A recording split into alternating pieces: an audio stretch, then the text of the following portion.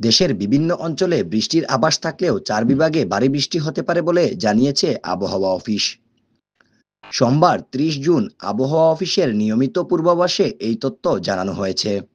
পূর্বাভাসে বলা হয়েছে সোমবার 30 জুন সিলেট, খুলনা, বরিশাল ও চট্টগ্রাম বিভাগের অনেক জায়গায় এবং রংপুর, রাজশাহী, ঢাকা ও ময়মনসিংহ বিভাগের কিছু কিছু জায়গায় অস্থায়ীভাবে দমকা হাওয়া সহ হালকা থেকে মাঝারি ধরনের বৃষ্টি ও বজ্রসহ বৃষ্টি হতে পারে।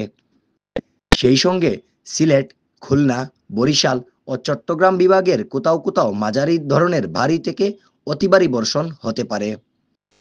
এছাড়াও আজ সারা দেশে দিন ও রাতের তাপমাত্রা প্রায় অপরিবর্তিত থাকতে পারে। আবহাওয়াবিদ কাজী জেবুন্নেসা বলেন, সাগরে লঘুচাপের প্রভাবে উপকূল জুড়ে ভারী বৃষ্টি হচ্ছে। ঢাকায় ও সামান্য বৃষ্টির আভাস রয়েছে।